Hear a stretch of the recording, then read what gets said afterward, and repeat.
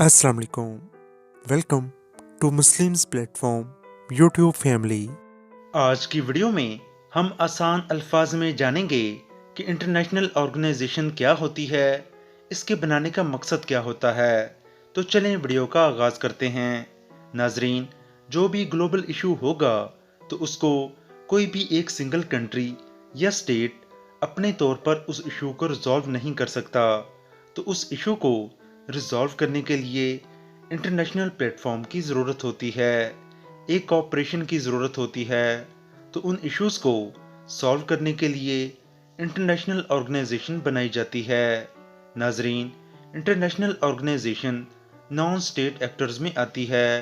जैसा कि आप जानते हैं कि इंटरनेशनल रिलेशंस में जो सबसे प्राइम एक्टर होता है वो स्टेट को समझा जाता है, यानी स्टेट सबसे प्राइमरी एक्टर होती है, जबकि international organisation non state actors में आती है, यानी ऐसा एक्टर जो स्टेट नहीं होता। क्योंकि इंटरनेशनल रिलेशंस में स्टेट्स एक दूसरे के साथ इंटरेक्ट करती हैं, लेकिन वक्त गुजरने के साथ साथ जो ग्लोबल इश्यूज पैदा होने शुरू हुए हैं तो इंटरनेशनल ऑर्गेनाइजेशन की तादाद भी बढ़ती जा रही है। तो इंटरनेशनल पॉलिटिक्स में इंटरनेशनल ऑर्गेनाइजेशन का रोल इतना ज़्यादा हो गया है कि वो कहीं ना कहीं एक स्टेट की अथॉरिटी को चैलेंज करने लग गई हैं। आसान अल्फाज में अगर हम जानें तो इंटरनेशनल ऑर्गेनाइजेशन दो या दो से ज़्यादा स्टेट्स का एक ग्रुप होता है, और इस ग्रुप में जितने भी कंट्रीज होते हैं वो आपस में एक ट्रिटी या एक एग्रीमेंट साइन करते हैं। नाजरीन, ट्रिटी के हवाले से हमने ऑलरेडी डिटेल से वीडियो बना दी है, उस वीडियो का लिंक आपको इस वीडियो की डिस्क्रिप्शन में मिल जाएगा। नाजरीन, एक बात याद रहे, जब भी कोई इंटरनेशनल ऑर्गेनाइजेशन बनेगी उसका कोई वाज़ेह मकसद या गोल लाजमी होगा। तो जब दो या दो से ज़्यादा स्टेट्स मिलकर एक ग्रुप बना लेती हैं और ट्रिटी साइन कर लेती हैं और उनका मकसद होता है कि वो किसी टारगेट को अचीव करें, तो फिर वो इंटरनेशनल ऑर्गेनाइजेशन वजूद में आ जाती है। तो जो मुख्तलिफ़ किस्म की इंटरनेशनल ऑर्गेनाइजेशन बनाई जाती हैं तो उनके मकासद सोशल भी हो सकते हैं, पॉलिटिकल गोल्स भी हो सकते हैं, और इकोनॉमिक बेनिफिट्स हासिल करने के लिए भी इंटरनेशनल ऑर्गेनाइजेशन बनाई जा सकती है। अब हम जानते हैं कि इंटरनेशनल ऑर्गेनाइजेशंस के ऑब्जेक्टिव्स क्या होते हैं। नाजरीन, वार एंड पीस के मामलात को हैंडल करने के लिए इंटरनेशनल ऑर्गेनाइजेशंस बनाई जाती हैं। इंटरनेशनल ऑर्गेनाइजेशंस इसलिए भी बनाई जाती हैं कि स्टेट्स एक दूसरे के साथ कोऑपरेट करें, एक दूसरे के साथ ट्रेड करें, मुख्तलिफ मामलात में एक दूसरे से तावन करें, ताकि मुख्तलिफ मुल्कों के शहरियों की लिविंग कंडीशंस को, लिविंग स्टैंडर्ड्स को बेहतर से बेहतर बनाया जा सके।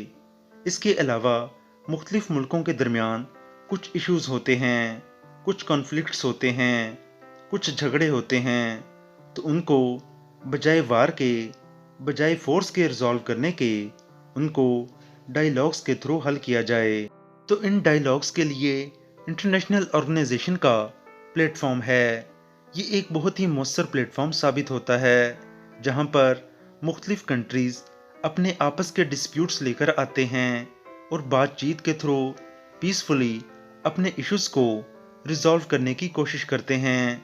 जैसा कि इंटरनेशनल ऑर्गेनाइजेशंस ग्लोबल इश्यूज को सॉल्व करने के लिए बनाई जाती हैं, तो इस तरह पूरी दुनिया इंटरनेशनली किसी एक मसले को फेस कर रही हो तो उसको हल करने के लिए, उसका मुकाबला करने के लिए ऐसी इंटरनेशनल ऑर्गेनाइजेशंस बनाई जाती हैं जिनमें पूरी दुनिया के ममालिक शामिल होकर मिलकर उस इंटरनेशनल चैलेंज का सामना करते हैं।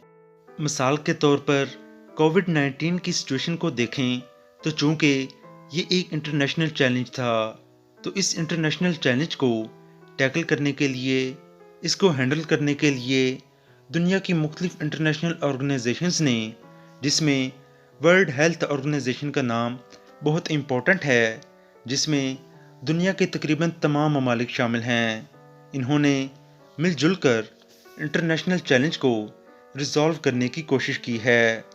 इंटरनेशनल ऑर्गेनाइजेशंस एक दूसरे के साथ कोऑपरेट करने के लिए बनाई जाती हैं, एक दूसरे के लिविंग स्टैंडर्ड्स को बेहतर करने के लिए बनाई जाती हैं, मुख्तलिफ इश्यूज़ को डायलॉग्स के थ्रू हल करने के लिए बनाई जाती हैं।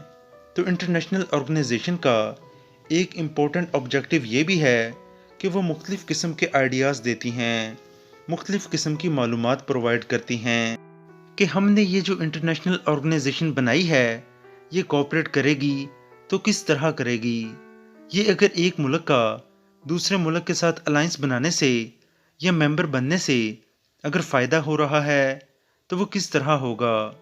तो ये मुख्तलिफ किस्म के आइडियाज़ देती हैं, पॉलिसीज़ बनाती हैं कि जिससे कोऑपरेशन को, ताउन को ज़्यादा से ज़्यादा मौसर बनाया जा सके और इसका जो दायरा कार है उसको वसी किया जा सके। जैसा कि दुनिया में किसी भी मुल्क की तरक्की के लिए, डेवलपमेंट के लिए इकॉनमी बहुत अहम रोल प्ले करती है और इकॉनमी के लिए जो ट्रेड है वो इसकी बैकबोन है। तो पूरी दुनिया में एक सिक्योर ट्रेड को कैरी ऑन करने के लिए इंटरनेशनल ऑर्गेनाइजेशन मुख्तलिफ किस्म की पॉलिसीज़, गाइडलाइंस और रूल्स बनाती हैं, जिसकी वजह से पूरी दुनिया में एक वर्ल्ड वाइड ट्रेड होती है जो कि सिक्योर होती है। जो मेंबर स्टेट्स होती हैं वो इजीली और सिक्योर एनवायरनमेंट में ट्रेड कर सकती हैं, अपनी इकॉनमी को इम्प्रूव कर सकती हैं, लोगों के लिविंग स्टैंडर्ड्स को इम्प्रूव कर सकती हैं। ये थी हमारी आज की वीडियो। हम उम्मीद करते हैं कि आपके इंटरनेशनल ऑर्गेनाइजेशन के हवाले से तमाम बेसिक कंसेप्ट्स क्लियर हो गए होंगे।